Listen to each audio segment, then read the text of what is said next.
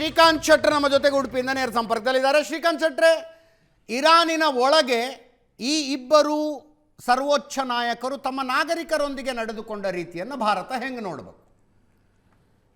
ಯುವತಿಯರ ಮೇಲೆ ಆಸಿಡ್ ಹಾಕಿದ್ದು, ನಡು ರಸ್ತೆಯಲ್ಲಿ ನೇಣಿಗೆ ಹಾಕಿದ್ದು, ಇದನ್ನು ಹೆಂಗೆ ನೋಡಬೇಕು ಅನ್ನೋ ಇನ್ನೂ ಒಂದು ಪ್ರಶ್ನೆನೂ ಕೇಳ್ತೀನಿ ನಾನು.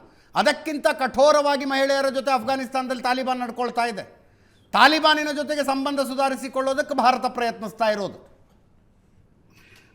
ಸರ್ ನೋಡಿ, ನಾನು ಇಸ್ರೇಲ್ನ ಪ್ರಧಾನಿಗಳಾಗಿರುವಂತಹ ಡೇವಿಡ್ ಬೆನ್ ಗುರಿಯನ್ ಅವರು ಒಂದು ಪೆರಿಫೆರಿ ಡಾಕ್ಟ್ರಿನ್ ಅನ್ನುವಂತ ಒಂದು ತಂತ್ರವನ್ನು ರೂಪಿಸ್ತಾರೆ 48ರಲ್ಲಿ. ಅಂದ್ರೆ ತನ್ನ ಸುತ್ತಮುತ್ತ ಇರುವಂತಹ ಶತ್ರು ರಾಷ್ಟ್ರಗಳು ನನಗೆ ಶತ್ರುಗಳಾಗಿರ್ಬೋದು, ಆದ್ರೆ ಆಚೆಗೆ ಅವರಿಗೂ ಶತ್ರುಗಳಿದ್ದಾರೆ, ಆ ಶತ್ರುಗಳು ನನಗೆ ಮಿತ್ರರಾಗ್ತಾರೆ ಅನ್ನುವಂತ ಪಾಲಿಸಿ ಅಡಿಯಲ್ಲಿ ಇರಾನ್, ಟರ್ಕಿ, ಇಥಿಯೋಪಿಯಾ ಈ ಎಲ್ಲಾ ದೇಶಗಳ ಜೊತೆಗೆ ಸೇರ್ಕೊಂಡು 48ರಿಂದ 79ರವರೆಗೆ ಇರಾನ್ನ ಜೊತೆಗಿತ್ತು ಇಸ್ರೇಲ್. ಹೌದು.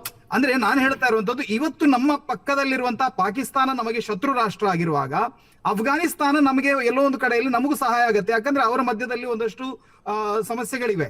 ಇವತ್ತು ಪಾಕಿಸ್ತಾನ ನಮಗೆ ಒಂದಷ್ಟು ಸಮಸ್ಯೆಗಳನ್ನ ಕ್ರಿಯೇಟ್ ಮಾಡ್ತಿರುವಾಗ ಪಾಕಿಸ್ತಾನವನ್ನ ನಿಯಂತ್ರಿಸೋದಕ್ಕಾಗಿ ಅಫ್ಘಾನಿಸ್ತಾನದ ನೆಲದಿಂದ ಏನೆಲ್ಲ ಭಾರತ ಮಾಡೋದಕ್ಕೆ ಸಾಧ್ಯ ಇದೆ ತನ್ನ ಭದ್ರತಾ ದೃಷ್ಟಿಯಿಂದ ಭಾರತ ಮಾಡುತ್ತೆ.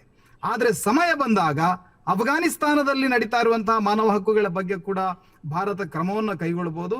ಮತ್ತೆ ಈಗ ಅಫ್ಘಾನಿಸ್ತಾನದ ಒಳಗಡೆ ನಡೀತಾ ಇರುವಂತಹ ನೀತಿಗಳ ಬಗ್ಗೆ ಬಹಳ ಸ್ಪಷ್ಟವಾಗಿ ಕಳೆದ ಕೆಲವು ದಿನಗಳ ಹಿಂದಷ್ಟೇ ನನಗೆ ತಿಳಿದ ಹಾಗೆ ಅಫ್ಘಾನಿಸ್ತಾನದಲ್ಲಿ ನಡೀತಾ ಇರುವಂತಹ ಮಾನವ ಹಕ್ಕುಗಳ ದಮನದ ಬಗ್ಗೆ ಒಂದು ಟ್ವೀಟ್ ನಮ್ಮ ಇವರಿಂದ ಬಂದಿರೋದು ನೋಡಿದೆ ಯಾವುದೋ ಇಂಟರ್ವ್ಯೂನಲ್ಲಿ. ಅದನ್ನ ಎಲ್ಲೂ ಕೂಡ ಭಾರತ ಅದನ್ನ ಬೆಂಬಲಿಸೋದಿಲ್ಲ. ಅಫ್ಘಾನಿಸ್ತಾನದಲ್ಲಿ ಯಾವಾಗ ತಾಲಿಬಾನ್ನ ರೂಲಿಂಗ್ ಆರಂಭ ಆಯಿತು ಆ ಸಂದರ್ಭದಲ್ಲಿ ಕೂಡ ನಾಗರಿಕರಿಗೆ ಮತ್ತು ಮಾನವ ಹಕ್ಕುಗಳ ರಕ್ಷಣೆಗೆ ಬದ್ಧರಾಗಿರಬೇಕು ಅನ್ನುವಂತ ಎಚ್ಚರಿಕೆಯನ್ನು ಭಾರತ ಕೊಟ್ಟಿದ್ದು ಕೂಡ ನನಗೆ ನೆನಪಿದೆ. ಅಜಿತ್, ರಮೇಶ್ ಬಾಬು, ಅದನ್ನ ಹೆಂಗ್ ಭಾರತ ನೋಡ್ಬೇಕು? ಅಲ್ಲಿನ ವಿರೋಧ ಪಕ್ಷಗಳು ಜೈಲಿನಲ್ಲಿ, ಪತ್ರಕರ್ತರುಗಳ ಜೈಲಿನಲ್ಲಿ, ಬುರ್ಖಾ ಹಾಕೊಳ್ಳದೆ ಹೆಣ್ಣುಮಕ್ಕಳು ಹೊರಗೆ ಬಂದ್ರೆ ಅವ್ರ ಮೇಲೆ ಆಸಿಡ್ ಹಾಕೋದು, ನೇಣಿಗೇರಿಸೋದು, ಪ್ರಶ್ನೆ ಮಾಡಿದವ್ರನ್ನೆಲ್ಲ ನಡುವೆ ನೇಣಿಗೆ ಹಾಕೋದು, ಇದೊಂದು ಸಪ್ರೆಸಿವ್ ರೆಜಿಮ್ ಅಲ್ವಾ ಅಂತ. ಇಲ್ಲಿ ನಾವು ಒಂದು ತಿಂಗಳಲ್ಲಿ 3,500 ಜನರನ್ನ ಹೊರದಾಕಿದೀವಿ ಅಂತ ಅಧಿಕೃತವಾಗಿ ಸರ್ಕಾರ ಹೇಳುತ್ತೆ. ಇಲ್ಲ, we are in advanced stage. ನಾವು ಯಾವುದೋ ದೇಶದ ಆಂತರಿಕ ವಿಚಾರ ಇಟ್ಕೊಂಡು ಅಲ್ಯಾವುದೋ ಒಂದು ಪಿಕ್ ಅಂಡ್ ಚೂಸ್ ಪ್ರಕರಣಗಳು ತಗೊಂಡು ನಾವು ಹೋಲಿಕೆ ಮಾಡೋದಕ್ಕೆ ಸಾಧ್ಯ ಇಲ್ಲ. ಇವತ್ತು ಒಂದು ನಿಮಿಷ, ಇವತ್ತು ಇಂಡಿಯಾದಲ್ಲಿ ಅನ್ಟಚಬಿಲಿಟಿ ಇನ್ನೂ ಎಕ್ಸಿಸ್ಟೆನ್ಸಲ್ಲಿದೆ. ಹೌದು. ಮನುಸ್ಮೃತಿ ಪ್ರಕಾರ ಯಾರು ಈಗ ಏಕಲವ್ಯನ ಬೆರಳು ಕತ್ತಿಸ್ತವ್ರು ಅದನ್ನ ಉದಾಹರಣೆ ಕೊಟ್ಟು ಯಾರೋ ಇನ್ನೊಂದು ದೇಶವನ್ನ ಟೀಕೆ ಮಾಡಕ್ ಬರೋದು. ಒಂದು ಸರ್ಕಾರದ ಇಲ್ಲ, ಹೌದು ಸರ್, ಸರ್ಕಾರ ಅದನ್ನೇ ನೋಡಿ 100% ಕರೆಕ್ಟು. ಯಾವಾಗ ನಾವು ಒಂದು ಸಾರ್ವಭೌಮತ್ವ, ನಮ್ಮ ದೇಶದ ಸಾರ್ವಭೌಮತ್ವ ನಾನು ಪ್ರತಿಪಾದನೆ ಮಾಡ್ಬೇಕಾದ್ರೆ ಇನ್ನೊಂದು ದೇಶದಲ್ಲಿ ಹ್ಯೂಮನ್ ರೈಟ್ಸ್ ವೈಲೇಷನ್ ಆದಾಗ ಖಂಡನೆ ಮಾಡೋದು ಬೇರೆ, ಇನ್ನೊಂದು ದೇಶದ ಆಡಳಿತವನ್ನು ಪ್ರಶ್ನೆ ಮಾಡೋದು ನನಗೇನು ಹಕ್ಕಿದೆ? ಇವತ್ತು ಟ್ರಂಪ್ ಮಾಡ್ತಾ ಇರೋದು ಹ್ಯೂಮನ್ ರೈಟ್ಸ್ ಬಗ್ಗೆ. ಈಗ ನನ್ನ ಸ್ನೇಹಿತರಾಗಲೇ ಸ್ವಲ್ಪ ಕೇಳಿ, ನನ್ನ ಸ್ನೇಹಿತರಾಗಲೇ ಪ್ರಶ್ನೆ ಮಾಡಿದ್ರು. ನನ್ನ ಸ್ನೇಹಿತರಾಗಲೇ ಪ್ರಶ್ನೆ ಮಾಡಿದ್ರು. ಇವತ್ತು ಟ್ರಂಪ್ ನಾಳೆ ಇವತ್ತು ಅವನ ಇರ್ತಕ್ಕಂಥ ಸರ್ವಾಧಿಕಾರಿ ಧೋರಣೆ ಎಲ್ಲ ಸರ್ವಾಧಿಕಾರಿಗಳನ್ನು ಮೀರಿಸುವಂಥದ್ದು. ಇವತ್ತು ನಾಳೆ ಭಾರತಕ್ಕೆ ಇದೇ ಪ್ರಯೋಗ ಮಾಡದಂತ ಇಟ್ಕೊಳ್ಳಿ, ಇವತ್ತು ಇರಾನ್ಗೆ ಏನು ಮಾಡಿದ್ದಾನೆ ಆ ಪ್ರಯೋಗ ಭಾರತದ ಮೇಲೆ ಮಾಡದಂತ ಇಟ್ಕೊಳ್ಳಿ, ವಾಟ್ ಈಸ್ ಅವರ್ ಪೊಸಿಷನ್? ನಾವು ನೋಡಿ, ಅದಕ್ಕೆ ಹೇಳ್ತಕ್ಕಂಥದ್ದು ಇವತ್ತು ಜಯರಾಮ್ ರಮೇಶ್ ಅವರಾಗಲಿ ಕಾಂಗ್ರೆಸ್ ಪಾರ್ಟಿ ಹೇಳ್ತಾ ಇರ್ತಕ್ಕಂಥದ್ದು, ನಾವು ಏನು ಅಲಿಪ್ತ ನೀತಿಯನ್ನು ಪ್ರತಿಪಾದನೆ ಮಾಡ್ಕೊಂಡು ಬಂದಿದ್ದು ಅದಕ್ಕೆ ಅನುಗುಣವಾಗಿ ಮೋದಿರವ್ರು ನಡ್ಕೊಂಡಿಲ್ಲ. ನೀವೇನು ಸಂದೇಶ ಕೊಟ್ರಿ? ಫೆಬ್ರವರಿ 24-25 ವಾರಕ್ಕೆ 15 ದಿವಸ ಮುಂಚೆ ಇಸ್ರೇಲ್ಗೆ ಹೋದ್ರಿ, ಇಸ್ರೇಲ್ ಜೊತೆ ಕೂತ್ಕೊಂಡ್ರಿ, ಅವ್ರ ಜೊತೆ ಊಟ ಮಾಡಿದ್ರಿ, ಅವ್ರ ಪರವಾಗಿ ಭಾಷಣ ಮಾಡಿದ್ರಿ, ಅವ್ರ ಪರವಾಗಿ ಹೇಳಿಕೆ ಕೊಟ್ರಿ. So what message you have given? ನೀವು ನಿಮ್ಗೆ ಇಂಟೆಲಿಜೆಂಟ್ ಇದೆ, ನಮ್ಮ ದೇಶದ ಒಂದು ಸಿಸ್ಟಮ್ ಇದೆ, ನಿಮ್ಗೆ ಏನೇನು ನಡೀತಾ ಇದೆ ಅಪ್ಡೇಟ್ ಇದೆ, ಯುದ್ಧ ಸಾಧ್ಯತೆ ಇರೋ ಮಾಹಿತಿ ಇದೆ. ಈ ಸಂದರ್ಭದಲ್ಲಿ ಅಲಿಪ್ತ ನೀತಿಯನ್ನು ಪ್ರತಿಪಾದನೆ ಮಾಡ್ದಲೆ, ತಟಸ್ಥ ನೀತಿಯನ್ನು ಪ್ರತಿಪಾದನೆ ಮಾಡ್ದಲೆ ನೀವು ಹೋಗಿ, ಈಗಾಗಲೇ ನನ್ನ ಸ್ನೇಹಿತರು ಮಾತಾಡ್ತಾ ಹೇಳಿದ್ರು ಪಾಕಿಸ್ತಾನಕ್ಕೆ ಅಫ್ಘಾನಿಸ್ತಾನ ವಿರೋಧ, ಹಂಗಾಗಿ ಆಫ್ಘಾನಿಸ್ತಾನ ಜೊತೆ ನಾವು ಸಂಬಂಧ ಇಟ್ಕೊತೀವಿ ಅಂತೇಳಿ. ಅದು ಅಮೆರಿಕಕ್ಕೆ ಯಾಕೆ ಅಪ್ಲಿಕಬಲ್ ಅಲ್ಲ? ಅಮೆರಿಕ ಯಾರಿಗೆ support? They are supporting Pakistan. ನೀವು ಪಾಕಿಸ್ತಾನ ಅಮೆರಿಕ ಸಂಬಂಧ ಚೆನ್ನಾಗಿದ್ದಾಗ ಪಾಕಿಸ್ತಾನದ ಮಿಲಿಟರಿ ಹೆಡ್ ಹೋಗಿ ಟ್ರಂಪ್ ಜೊತೆ ಕೂತ್ಕೊಂಡು ಊಟ ಮಾಡಬೇಕಾದ್ರೆ ನೀವು ಅಮೆರಿಕಕ್ಕೆ ಸರೆಂಡರ್ ಆಗ್ತೀರ ಅಂದರೆ ಏನು ಮೆಸೇಜ್ ಕೊಡ್ತಾ ಇದ್ದೀರಾ? ನೀವು ಇದನ್ನೇ ನಾವು ಹೇಳ್ತಾ ಇರ್ತಕ್ಕಂಥದ್ದು. ನಮ್ಮ ಅಲಿಪ್ತ ನೀತಿಯನ್ನು ನಾವೇನು ಪ್ರತಿಪಾದನೆ ಮಾಡ್ಕೊಂಡು ಬಂದಿದ್ದೇವೆ ಸ್ವತಂತ್ರ ಸಂದರ್ಭ 1947ರಿಂದ, ಅದಕ್ಕೆ ವ್ಯತಿರಿಕ್ತವಾಗಿ ನೀವು ನಡ್ಕೋತಾ ಇದ್ದೀರಾ. ನಮ್ಮ ದೇಶದ ಸಾರ್ವಭೌಮತೆಯನ್ನು ಇನ್ನೊಬ್ಬರ ಜೊತೆ ಕೈ ಕುಲ್ಕೋ ಮೂಲಕ ತಪ್ಪು ಸಂದೇಶವನ್ನು ಕೊಟ್ಟಿದ್ದೀರಾ. ಇಲ್ಲ, ನಾನು ನೀವು ಇರಾಕ್ ಪರ ಇರಿ, ಇಸ್ರೇಲ್ ಪರ ಇರಿ ನಾನು ಹೇಳ್ತಾ ಇಲ್ಲ. ನಮ್ಮ ದೇಶದ ನೀತಿಗೆ ಅನುಗುಣವಾಗಿ ಇವರು ಅಲ್ಲೆಲ್ಲೋ ವಯೋಲೇಷನ್ ಆಗ್ಬಿಟ್ಟಿದೆ ಅದನ್ನು ಹೋಗ್ಬೇಕಂತ ಪ್ರತಿಪಾದನೆ ಮಾಡ್ತಾರೆ, ಮತ್ತೆ ಇಲ್ಲಿ ಒಂದು ಕೊಲೆ ಆದಾಗ ಅದನ್ನು ಕಣ್ಣೆ ಮಾಡಬೇಕಲ್ಲ. ಮಾನವೀಯತೆ ದೃಷ್ಟಿಯಿಂದ ಎಲ್ಲ ಮಾತಾಡೋದು ಸ್ಟ್ರಾಟಜಿಕ್ ಅಟಾನಮಿನ ಪ್ರಶಾಂತ್. ಅದೇ ನೋಡಿ, ನಾನು ಅನ್ಕೊಂಡಿರೋದು ವಿದೇಶಾಂಗ ನೀತಿ, ಫಾರಿನ್ ಪಾಲಿಸಿ ಅನ್ನೋದು ಇಟ್ಸ್ ಅ ಕಂಟಿನ್ಯೂಟಿ. ಅಲ್ಲ, ಈಗ ಅಲಿಪ್ತ ನೀತಿ ಸಂದರ್ಭದಲ್ಲೇ ಭಾರತ ಚೈನಾ ಮಧ್ಯೆ ಏನೇನಾಯಿತು ಅಂತಕ್ಕಂಥ ನಾನೀಗ ಇತಿಹಾಸಕ್ಕೆ ಹೋಗಲ್ಲ. ಬಟ್ ಪ್ಯೂರ್ಲಿ ಇಂಟರ್ನ್ಯಾಷನಲ್ ರಿಲೇಷನ್ಸ್ಗಳು, ನೀವು ಅಫ್ಘಾನಿಸ್ತಾನ ಬಗ್ಗೆ ಕೇಳ್ತಾ ಇದ್ರಿ. ಇವತ್ತಿನ ಸಂದರ್ಭದಲ್ಲಿ ನಮಗೆ ಪಾಕಿಸ್ತಾನಕ್ಕೆ ಅಮೇರಿಕ ಸಪೋರ್ಟ್ ಕೊಡ್ತಾ ಇರ್ತಕ್ಕಂಥ ಸಂದರ್ಭದಲ್ಲಿ ಇನ್ನೊಂದು ಬಾರ್ಡರ್ನಲ್ಲಿ ಪಾಕಿಸ್ತಾನ ನ್ಯೂಟ್ರಲೈಸ್ ಮಾಡೋದು is more important for us than ನೀವೇನೇನು ಚರ್ಚೆ ಮಾಡ್ತಿದ್ರಲ್ಲ, ಆ ಚರ್ಚೆ ನಡೀಲಿ, ಅದಾಮೇಲೆ ನಡೆಯುತ್ತೆ. ಈಗ ಭಾರತದ ಸುತ್ತಲೂ ಚೈನಾ ಹೆಂಗೊಂದು ರಿಂಗ್ ಮಾಡುತ್ತೆ, ಭಾರತದ ಸುತ್ತಲೂ ಅಮೇರಿಕ ಮಿತ್ರನಾಗಿ ಬಾಂಗ್ಲಾದೇಶದಲ್ಲಿ ಆಪರೇಷನ್ಸ್ಗಳನ್ನು ಮಾಡಿಸುತ್ತೆ. ವಿದೇಶಾಂಗ ನೀತಿಗಳು ಹಿಂಗೆ ನಡೀತವೆ ನನಗನ್ಸುತ್ತೆ ಅಜಿತ್. ಈಗ ನೋಡಿ, ಇಸ್ರೇಲ್ ಜೊತೆ ಮೈತ್ರಿ ಬೇಕು ಅಂತಕ್ಕಂಥದ್ದು ಯಾರಿಗೋ ಒಬ್ರಿಗೆ ಅನ್ಸುತ್ತೆ. But it doesn't mean that ನಾವು ಬ್ಲಾಂಕೆಟ್ ಚೆಕ್ಕನ್ನು ಇಸ್ರೇಲ್ಗೆ ಹೋಗಿ ಕೊಡಬೇಕು ಅಂತಲ್ಲ. ಇಸ್ರೇಲ್ ಜೊತೆ ಈಗ ಶಫಿ ಸಾದಿ ಅವ್ರಿಗೆ ಅನಿಸ್ತಾ ಇತ್ತು ಅದೊಂದು ಅಕ್ರಮ ರಾಷ್ಟ್ರ. That's okay, it's your opinion, it's a democratic country, it's your opinion. But ಭಾರತದ ವಿದೇಶಾಂಗ ನೀತಿ ಅದಕ್ಕೂ ಸಂಬಂಧ ಇಲ್ಲ. ಈಗ ಒಬ್ಬ ಶಿಯಾ ಆಗಿ ಸಂಬಂಧ ಇರಾನ್ನೊಂದಿಗೆ ಒಂದೇ ನಿಮಿಷ ಸರ್, ರಾಜತಾಂತ್ರಿಕ ಸಂಬಂಧ ಇಸ್ರೇಲ್ನ ಜೊತೆಗೂ ಇದೆ ಸರ್. ನಾನು ಹೇಳ್ತಾ ಇರೋದು ಇಸ್ರೇಲ್ನ ಜೊತೆಗೂ ಇದೆ. 1949ರಿಂದ 91-92 ಆಗಿದ ತಪ್ಪೇನು? ನಾವು ಮುಸ್ಲಿಂ ಡೆಮೋಗ್ರಫಿ ನಮ್ಮಲ್ಲಿದೆ ಅನ್ನುವ ಕಾರಣಕ್ಕೋಸ್ಕರ ನಾವು ಇಸ್ರೇಲ್ ಜೊತೆ ಮೈತ್ರಿ ಮಾಡ್ಕೊಳ್ಳಿಲ್ಲ. ಕೊನೆಗೆ ಕಾರ್ಗಿಲ್ ಯುದ್ಧ ನಡೆದಾಗ ಇಲ್ಲ ನಾಥ್ ಅವರೇ, ಆ ರೀತಿ ಮಾತ್ರ ಸರ್ ಒಂದು ನಿಮಿಷ ಅವ್ರ ಮಾತು ಹೇಳಿದ್ರು. ಅಲ್ಲ, ಯು ಕ್ಯಾನ್ ಅಬ್ಜೆಕ್ಟ್. ಒಂದು ನಿಮಿಷ ಅವ್ರ ಮಾತು ಸರ್, ಅವ್ರ ಮಾತು ಅಲ್ಲ, ಒಂದು ನಿಮಿಷ ಯಾಕಂದ್ರೆ ಸರ್, ಒಂದು ನಿಮಿಷ ಸರ್, ಒಂದು ನಿಮಿಷ ಬರ್ತೀನಿ ನಾನು. ಶಫೀಜಾದ್ ಅವ್ರ ತಮ್ಮ ಹತ್ರ ಬರ್ತೀನಿ ನಾನು ತಮ್ಮ ಹತ್ರ. ಕಾರ್ಗಿಲ್ ಯುದ್ಧ ನಡೆದಾಗ ನಮ್ಗೆ ವೈಟಲ್ ಸ್ಯಾಟಲೈಟ್ ಇಮೇಜರಿಯನ್ನು ಕೊಟ್ಟವ್ರು ಯಾರು, ಇನ್ಫಾರ್ಮೇಷನ್ಸ್ ಅನ್ನು ಕೊಟ್ಟವ್ರು ಯಾರು? ಇಸ್ರೇಲ್. ಸೊ ನನಗನ್ಸುತ್ತೆ ಅಜಿತ್, ಕೆಲವೊಂದು ಸಲ ವಿದೇಶಾಂಗ ನೀತಿಯಲ್ಲಿ ಯು ಶುಡ್ ಥಿಂಕ್ ಡಿಸ್ಪ್ಯಾಷನೇಟ್ಲಿ. ಈಗ ಇರಾನ್ನಲ್ಲಿ ನಿಶ್ಚಿತವಾಗಿ ಖಮನಿ ಹತ್ಯೆ ಆಗಿದೆ, ಅಥವಾ ಖಮನಿಯನ್ನು ಎನ್ಕೌಂಟರ್ ಮಾಡಲಾಗಿದೆ, ಎಲಿಮಿನೇಟ್ ಮಾಡಲಾಗಿದೆ. ಬಟ್ ಭಾರತ, ನನಗನ್ಸುತ್ತೆ ಒಬ್ಬ ನಾಗರಿಕನಾಗಿ, I am more worried about strait of Hormuz ನಾಳೆ ಸ್ಕ್ವೀಸ್ ಮಾಡಿದರೆ 25 ದಿನಗಳ ನಂತರ ನಮ್ಮ ದೇಶದಲ್ಲಿ 200 ರೂಪಾಯಿ ಪೆಟ್ರೋಲ್ ಬಂದರೆ what is Bharat going to do? What it will effect on our GDP? Because ಅನೇಕ ಬಾರಿ ಏನಾಗುತ್ತೆ, 2 ರಾಷ್ಟ್ರಗಳ ನಡುವೆ ಯುದ್ಧ ನಡೀತಾನೆ ಇರುತ್ತೆ. But that doesn't mean that ನಾನು ಮಾರಲ್ ಕಂಪಾಸನ್ನು ಬಿಟ್ಟು ನೀವು ವಿದೇಶಾಂಗ ನೀತಿ ಮಾಡಬೇಕು ಅಂತಕ್ಕಂಥದ್ದನ್ನು ಹೇಳ್ತಾ ಇಲ್ಲ. But let us wait. ಅಲ್ಲಿ ಏನಾಗುತ್ತೆ, ನಾಳೆ 5 ದಿನದಲ್ಲಿ ಇರಾನ್ ಸರ್ಕಾರ ಬಿದ್ದೋಯ್ತಪ್ಪ, ಅಲ್ಲಿ ಅಮೆರಿಕ ಬಂದು ಕುಳಿತುಕೊಳ್ತು. Where you are going to buy petrol from? Russia ಜೊತೆ ಸ್ಯಾಂಕ್ಷನ್. ನನಗನ್ಸುತ್ತೆ ಇದು ಏನಿದೆ ಅಲ್ವಾ, ಸೋಷಿಯಲ್ ಮೀಡಿಯಾ ಬಂದ ಕಾಲದಲ್ಲಿ ನನಗೆ ಅದಕ್ಕೆ ಅಬ್ಜೆಕ್ಷನ್ ಅಂತ ನಾನು ಹೇಳ್ತಾ ಇಲ್ಲ. ಈಗ ರಜಾ ಅವರು ಒಬ್ಬ ಶಿಯಾ ಆಗಿ ಅವರು ಹೇಳ್ತಿದ್ದಾರೆ ಇರಾನ್ ಇಸ್, ದಟ್ಸ್ ಫೈನ್ ಯಾರು, that's your opinion. But Bharat ತನ್ನ ಒಪಿನಿಯನ್ನನ್ನು ನೀವು ಹೇಳ್ದಂಗೆ ಎಲ್ಲವೂ ರೂಪಿಸ್ಕೊಳ್ಬೇಕು ಅಂತಕ್ಕಂಥದ್ದು ಸಾಧ್ಯ ಆಗಲ್ಲ. ಅದು ಕಾಂಗ್ರೆಸ್ ಇರಲಿ, ಅದು BJP ಇರಲಿ. ಈಗ ವಿಪಕ್ಷದಲ್ಲಿದ್ದಾಗ ರಮೇಶ್ ಬಾಬು ಅವರು ಹೇಳ್ತಿದ್ದಾರೆ, ಸರ್ಕಾರದಲ್ಲಿದ್ದಾಗ ನಮ್ಮ UPA ಸರ್ಕಾರ ಅಮೆರಿಕ ಜೊತೆ ಹೇಗೆ ನಡ್ಕೊಳ್ತು? ಮುಂಬೈ ದಾಳಿ ನಡೆದಿರ್ತಕ್ಕಂಥ ಸಂದರ್ಭದಲ್ಲಿ ಸೆಕ್ರೆಟರಿ ಆಫ್ ಸ್ಟೇಟ್ ಒಂದು ಫೋನ್ ಮಾಡಿದಾಗ ನಾವು ಪಾಕಿಸ್ತಾನದಿಂದ ಹೆಂಗೆ ಬ್ಯಾಕ್ಔಟ್ ಆದ್ವಿ? ಸೊ ಅದು ಕಂದಹಾರ್ ಪ್ರಕರಣದಲ್ಲಿ ಭಾರತ ಅಟಲ್ ಬಿಹಾರಿ ವಾಜಪೇಯಿ ಸರ್ಕಾರ ಇದ್ದಾಗ ಕೂಡ ನಡೀತು.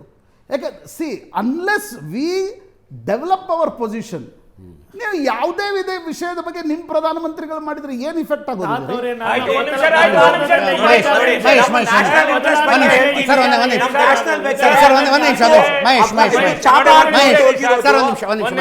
ನೋಡಿ, ಬಹಳ ಚರ್ಚೆಗಳು ನೋಡಿದ್ವಿ.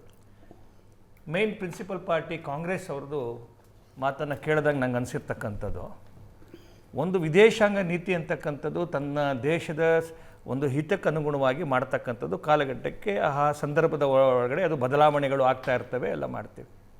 ಆದರೆ ಮೊಟ್ಟ ಮೊದಲ ಬಾರಿಗೆ ಒಂದು ಸ್ಟ್ರಾಂಗ್ ಸ್ಟೇಟ್ ಅಂತಕ್ಕಂಥದ್ದು ರೀತಿ ಒಳಗಡೆ ಕಳೆದ 10 ವರ್ಷಗಳಲ್ಲಿ ನಮ್ಮ ಈ ಎಲ್ಲ ವಿದೇಶಾಂಗ ನೀತಿಗಳು, ಅವ್ರೇನು ಅಲಿಪ್ತ ನೀತಿಗಳು ಯಾವ ಲೆಕ್ಕಾಚಾರದ ಹೇಳ್ತೇನೆ, ಅಮೆರಿಕದ ವಿಷಯದಲ್ಲಿ ಡಿಫ್ರೆನ್ಸ್ ಇರ್ಬೋದು. ನಾನು ಹೇಳ್ತೀನಿ ಕೇಳಿ, ಇವತ್ತಿನ ಜಿಯೋ ಪೊಲಿಟಿಕಲ್ ಸಿಚುಯೇಷನ್ ಒಳಗಡೆ ಭಾರತದ ರೋಲು ಎಷ್ಟು ವೈಟಲ್ ಇದೆ ಅಂತಕ್ಕಂಥದ್ದು ನಮಗೂ ಗೊತ್ತಿದೆ, ನಿಮಗೂ ಗೊತ್ತಿದೆ. ಅನೇಕ ಈ ಥರದ ಸಂದರ್ಭ ಬಂದಂಥ ಸಂದರ್ಭದಲ್ಲಿ ಭಾರತದ ಒಂದು ಮಾತಿಗೆ ಯುದ್ಧಗಳು ಹೇಳ್ತೇನೆ. ಇವತ್ತು ನಾ ಹೇಳ್ತೀನಿ ಕೇಳಿ, ಇವತ್ತು ಏನು ಮೊದಲ ನೀತಿಗಳೇನಿದ್ವು ಆ ನೀತಿಗೆ ಬಿಟ್ಟು 180 ಡಿಗ್ರಿ ನೀವು ನಾನು ಬದಲಾವಣೆ ಕೇಳಿದ್ಬಿಟ್ಟು ಉಳಿದೆಲ್ಲ ಮಾತಾಡ್ತಿದ್ದೀರಿ ಏನು? ಭಾರತ ಏನು ರೋಲ್ ಪ್ಲೇ ಮಾಡ್ತಾ ಇದೆ ಇವತ್ತು ಏನು ಸಂದರ್ಭದ ಒಳಗಡೆ ಮಾತಾಡ್ತಿದೆ, ಭಾರತಕ್ಕೆ ಯಾವುದು ಅದು ಅನುಕೂಲ ಆಗ್ತದೆ, ಭಾರತಕ್ಕೆ ಯಾವುದು ಅವಕಾಶ ಟ್ರಂಪ್ ಸರ್ಕಾರ ಭಾರತದ ಸ್ಟ್ರಾಂಗ್ ಸ್ಟೇಟ್ ವಿದೇಶ ನೀತಿ ಅದು ಅವತ್ತಿನ ದಿನ ಇದ್ದಂಥದ್ದು. ನಿನ್ನೆ ಇವ್ರೇನ್ ಹೇಳ್ತಿರ್ತಕ್ಕಂಥದ್ದು, ಇಸ್ರೇಲಿಗೆ ಹೋಗಿ ಟ್ರಂಪ್ ಮೋದಿ ಅವರು ಮಧ್ಯಸ್ಥಿಕೆ ಅವರ ವಹಿಸಿ ಪಾರ್ಲಿಮೆಂಟ್ಗೆ perception ನಾ ಅಂದ್ರೆ ಹೇಳ್ತೀನಿ ಕೇಳಿ, ಆಪರೇಷನ್ ಸಿಂಧೂರ್ ನನಗೆ ಒಂದು ನಿಮಿಷ ಕೇಳಿ ಪ್ರಶಾಂತ್. ಇಸ್ರೇಲಿಗೆ ಹೋಗಿ ಭಯೋತ್ಪಾದನೆಯನ್ನ, ಹಮಾಸ್ ಉಗ್ರರ ಭಯೋತ್ಪಾದನೆಯನ್ನ ದಮನ ಮಾಡಿರೋದು ಸರಿ, ನಿಮ್ಮ ಜೊತೆ ನಾವಿದ್ದೀವಿ ಅಂತಕ್ಕಂಥದ್ದು ಯಾವುದು ತಪ್ಪು? ನಾನು ಹೇಳಿದೆ ರೀ, ನೀವು ಕೇಳಿದ್ದಕ್ಕೆ ಬಿಟ್ಟು ಉಳಿದಕ್ಕೆಲ್ಲ ಮಾತಾಡ್ತಿದ್ದೀರಿ ನೀವು. ಕೇಳಿದ್ದಕ್ಕೆ ಬಿಟ್ಟು ಈ ಜಿಯೋ ಪೊಲಿಟಿಕಲ್ ಸಿಚುವೇಶನ್ನಲ್ಲಿ ಭಾರತ ಪ್ಲೇ ಮಾಡ್ತಾ ಇರೋ ರೋಲ್ ಏನು, ಭಾರತ ಎಷ್ಟು ವೈಟಲ್ ಅನ್ನೋದು ನಿಮಗೆ ಗೊತ್ತು ಅಂತಂದ್ರಿ. ಅಲ್ಲಿ ಡೊನಾಲ್ಡ್ ಟ್ರಂಪ್ ದಿನ ಬೆಳಗಾದ್ರೆ ನಾನೇ ನಿಲ್ಲಿಸಿದ್ದು ಆಪರೇಷನ್ ಸಿಂಧೂರ, ನಾನೇ ನಿಲ್ಲಿಸಿದ್ದು ಭಾರತ ಪಾಕಿಸ್ತಾನ ಯುದ್ಧವನ್ನು ಕೆಲವೊಂದು ಮಾತಾಡ್ತಾ ಇರುವಾಗ ಸುಮ್ಮನಿರುವುದು ಸ್ಟ್ರಾಂಗ್ ವಿದೇಶ ಸುಮ್ಮನೆ ಅಂತಲ್ಲ, ಕೆಲವೊಂದು ರಾಜನೀತಿ ಒಳಗಡೆ, ಚಾಣಕ್ಯ ನೀತಿ ಒಳಗಡೆ ಪ್ರತಿಯೊಂದಕ್ಕೂ ಪ್ರತಿಕ್ರಿಯೆ ಏನ್ ಮಾಡಿದ್ರು ಗ್ರೇಟ್ ದೇಶಕ್ಕೆ ಹಂಗಲ್ಲ. ನಿಮ್ಗೊಂದು ವಿಷಯ ಹೇಳ್ತೀನಿ, ದೇಶಕ್ಕೆ ಅನುಕೂಲ ಆಗಿದೆ, ಅದು ಇಂಪಾರ್ಟೆಂಟ್. ಏನ್ ಅನುಕೂಲ ಆಯ್ತು? ರಮೇಶ್ ಬಾಬು ಅಂತೇಳಿ ಮೋದಿ ಸ್ಟೇಟ್ಮೆಂಟ್ ಅದನ್ನಾರು ಹೇಳಿ, ಏನ್ ಅನುಕೂಲ ಆಯ್ತು? ರಮೇಶ್ ಬಾಬುಗೆಲ್ಲ ಕಾಂಗ್ರೆಸ್ಗೆ ಮೆಚ್ಚಿಸಬೇಕು ಅಂತೇಳಿ ಏನ್ ಅನುಕೂಲ ಆಯ್ತು ಅದನ್ನಾರು ಹೇಳ್ರಿ. ಯಾವ್ದಾಗಿಲ್ಲ. ಆಪರೇಷನ್ ಸಿಂಧೂರ್ ಅವ್ರು ಹೇಳಿದ ಕೂಡಲೇ ನಾವು ನಮ್ದೇನ್ ಟಾರ್ಗೆಟ್ ಇರಬೇಕಾಗಿದ್ದು, ನಮ್ ಗೋಲ್ ಇರೋದು ನಾವು ರೀಚ್ ಮಾಡಿದ್ದು ಸುಳ್ಳ? ಇವತ್ತು ಬೇರೆ ಬೇರೆ ಬೇರೆ ಸ್ಯಾಟಲೈಟ್ ಇಮೇಜ್ಗಳಿರ್ಬೋದು, ಬೇರೆ ಬೇರೆ ದೇಶಗಳ ಅಧ್ಯಯನಗಳು ಹೇಳ್ತಿರ್ತಕ್ಕಂಥದ್ದು ಮತ್ತೆ ಇನ್ನೇನು ಆಗ್ಬೇಕಾಗಿರೋದು ಅಷ್ಟೇ ಅಲ್ಲ.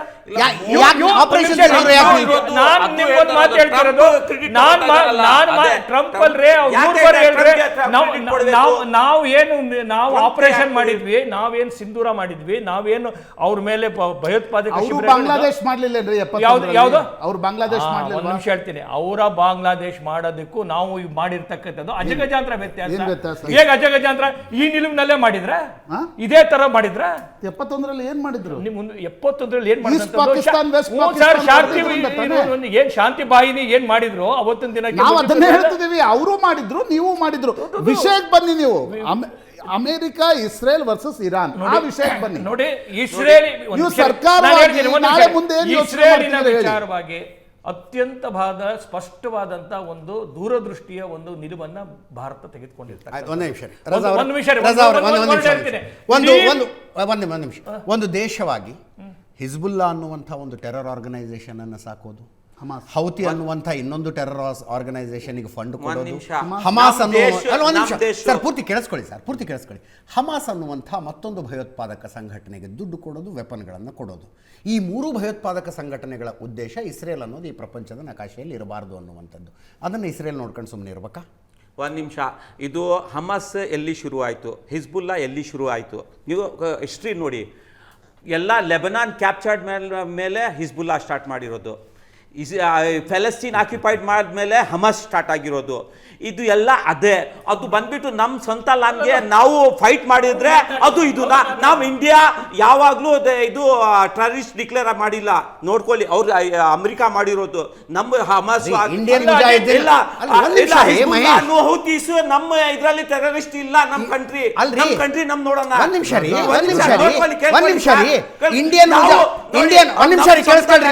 ಇಂಡಿಯನ್ ಮುಜಾಹಿದ್ದೀನ್ ಇಂಡಿಯಾ ಮಾತ್ರ ಟೆರರಿಸ್ಟ್ ಆರ್ಗನೈಸೇಷನ್ ಅಂತ ಘೋಷಣೆ ಮಾಡೋದಕ್ಕೆ ಸಾಧ್ಯ? ಅದು ಬಿಟ್ಬಿಡಿ, ಅದು ಬಿಟ್ಬಿಡಿ. ನಾವು ನಮ್ಮ ದೇಶ ಅಮೆರಿಕ RSS ಅನ್ನು ಟೆರರಿಸ್ಟ್ ಆರ್ಗನೈಸೇಷನ್ ಅಂತ ಹೇಳಿದೆ. ನಾವು ಅದನ್ನು ಹೇಳಿದ್ದಾರೆ, ಅಮೆರಿಕ ಹೇಳಿದ್ದಾರೆ. ಅಮೆರಿಕ ಹೇಳಿದ್ದಾರೆ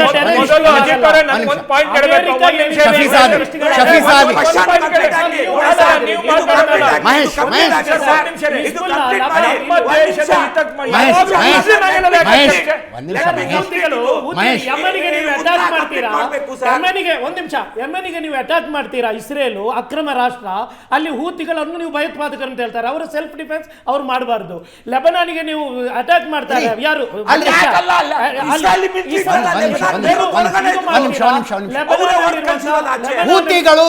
ಹೂತಿಗಳು ಲೆಬನಾನ್ ಅಧಿಕೃತ ಸೇನೆಯ ನಾನು ಹೇಳುದು, ಭಾರತಕ್ಕೆ ಪಾಕಿಸ್ತಾನ ಅಕ್ರಮ ಮಾಡಿದಾಗ ಭಾರತದ ಸೈನಿಕರು ಮಾತ್ರ ಹೋರಾಟ ಮಾಡಬೇಕು ಅಂತಿದೆಯಾ? ನಾಗರಿಕರಾದ ನಾವು ಮಾಡ್ಬೋದಲ್ವಾ?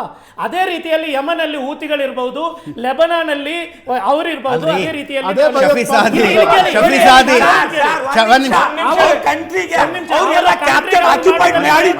ನೋಡಿ ಲೆಬನಾನ್ ಆಕ್ಯುಪೈಡ್ ಆಯ್ತು.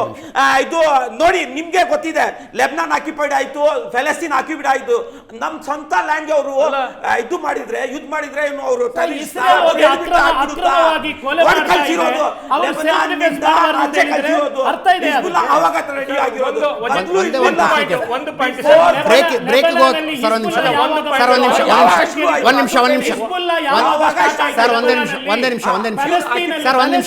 ಹಮಾಸ್ ಯಾವಾಗ ಯಮನ್ನಲ್ಲಿ ಹೂತಿ ಯಾವಾಗ ಸ್ಟಾರ್ಟ್ ಆಯ್ತು?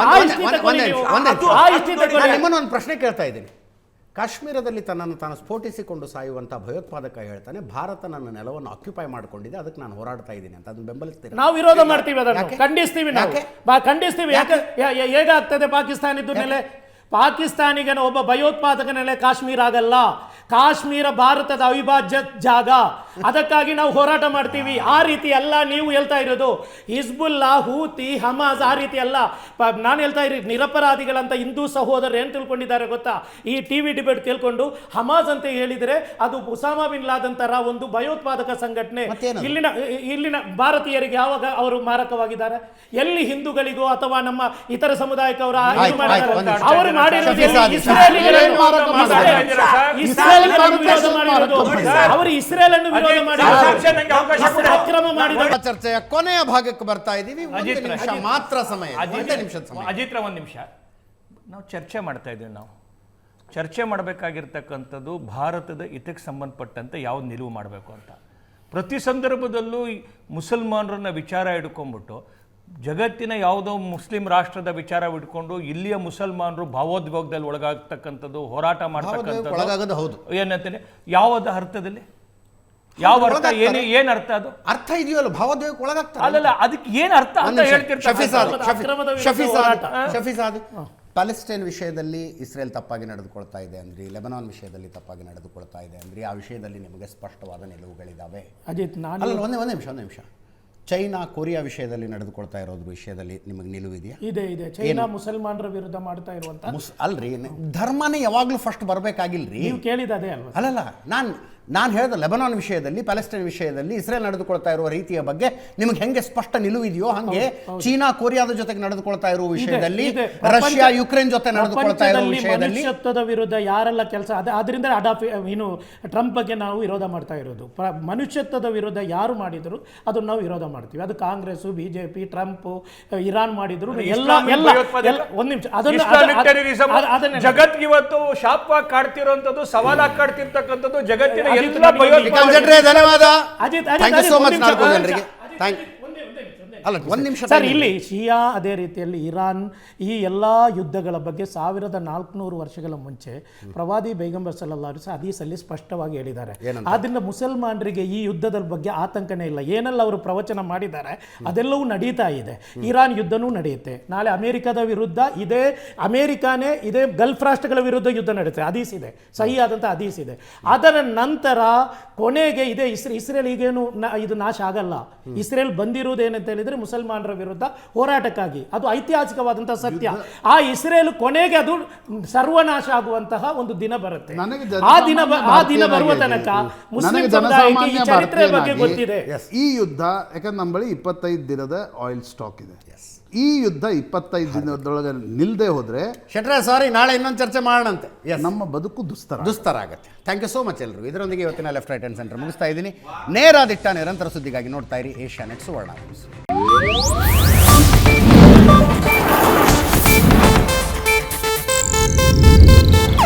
ಇದು ಏಷ್ಯಾನೆಟ್ ನ್ಯೂಸ್ ನೆಟ್ವರ್ಕ್ ಪ್ರಸ್ತುತಿ.